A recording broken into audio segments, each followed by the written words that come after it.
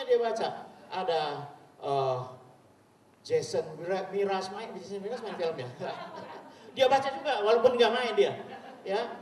Kemudian bahkan pengumuman-pengumuman seperti dilarang merokok dalam bioskop ini dia bacain, dilarang merokok sana. Diam, kamu mengganggu yang lain. Tapi dia tetap begitu bandel. Bahkan ketika ada pengumuman bahwa mohon ponsel dimatikan, itu dia baca juga. Padahal zaman itu belum ada ponsel. Saya bingung, kok dia bisa baca? Ya kamu tuh istri apa dukun? Dia bisa baca.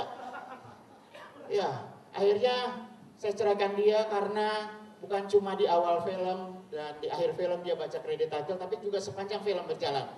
Ya, sedang ada adegan penjahat masuk ke dalam sebuah ruangan. Pintu dibuka.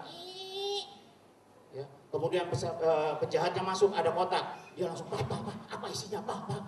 Saya bilang, ya Allah, saya juga belum nonton. Kita kan nontonnya sama-sama, berisik.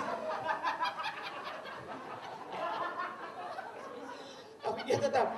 Sebab kalau saya salah jawab, saya bilang, kotak itu isinya uang. Wah, Bapak udah nonton? Kapan? Di mana? Sama siapa? Waktu itu saya check-in sama siapa? Gitu. Jadi harusnya nggak bisa, akhirnya saya nggak lanjutkan dia. Dan saya menikah lagi. Saya rajin menikah. I got collection. Ya, saya menikah lagi dan berusaha untuk hidup tenang dan aman, saling mengasihi. Aman sebetulnya, nggak ada apa-apa sampai kita sempat beberapa tahun dan pada suatu hari saya menemukan alasan untuk bercerai lagi. Yaitu ketika saya lagi makan, dia sudah makan, dia nonton TV di samping sana. Kemudian menyamping, kemudian saya lagi makan, kemudian saya lihat dia secara gak sengaja, dia lagi ngupil. Kemudian saya lihat ngupilnya tidak seperti manusia biasa. Dia ngupilnya, mulutnya kebuka. Waduh, saya bilang, itu kalau ada serpian masukkan asin dia. Saya bilang, ya kamu kok ngupilnya begitu? Dia tempatnya asin. Saya waktu itu lagi mau nambahin garam ke makanan saya kurang asin. Saya nggak jadi, udah asin. Dan sudah saya bilang berapa kali, dia tetap tidak mau berubah. Akhirnya ya kita bercerai. Dan sekarang saya masih cari jodoh. Dan mudah-mudahan malam hari ini ada yang berminat dengan Duda. Ya, banyak orang yang tanya sama saya, kenapa sih Om Ramon umur 76 kok kelihatan awet muda? Saya langsung jawab, saya tidak 76. Dan saya berharap malam hari ini bisa dapat jodoh. Laki perempuan nggak apa-apa ya. Yang penting kebahagiaan. Ya. Karena saya sudah mencoba semua kecuali yang itu satu. Ya.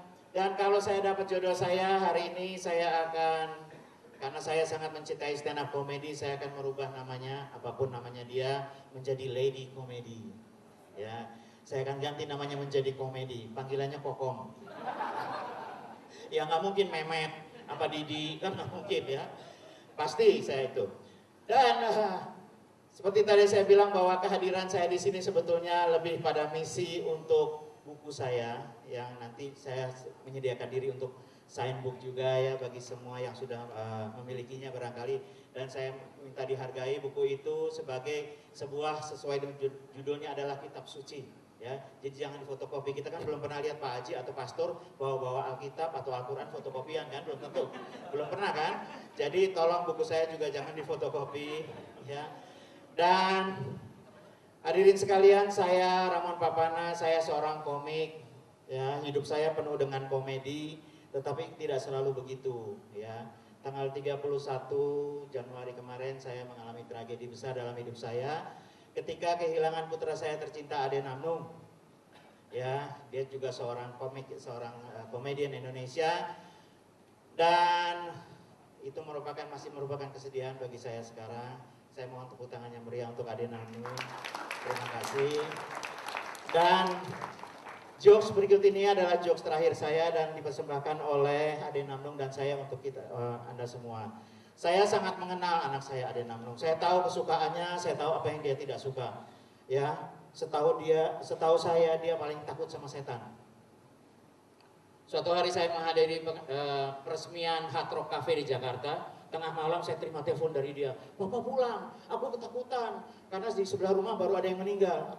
Takut apa kamu? Takut setan, Papa. Saya pulang ngebut sampai hampir kecelakaan. Dan ketika dekat rumah saya lihat di jalan raya, Jalan Wijaya itu anak saya Ade Namung sedang duduk di trotoar di sebuah halte bus sambil menangis, menunggu. Saya bilang, kamu kenapa? Takut di rumah, saya takut setan. Saya tahu anak saya takut sekali dengan setan. Dan hadirin sekalian, dia sekarang sudah meninggal.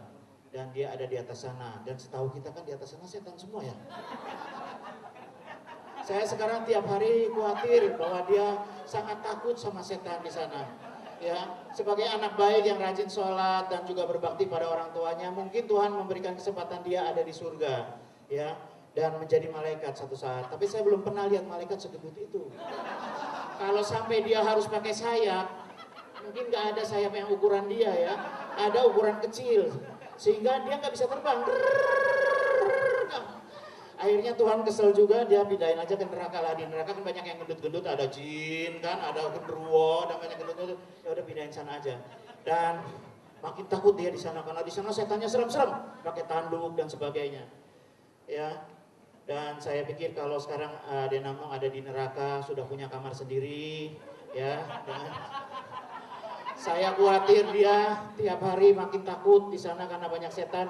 Bahkan mungkin dia nggak berani ngaca. Karena kalau dia ngaca langsung, wah setan! Dan dia bisa latah jorok. Tahu sendiri Ade Namung latah jorok. Saya Ramon Papana mengucapkan terima kasih. Mudah-mudahan ketemu lagi di suatu saat nanti. Saya akan tunggu Anda di depan untuk saya minggu.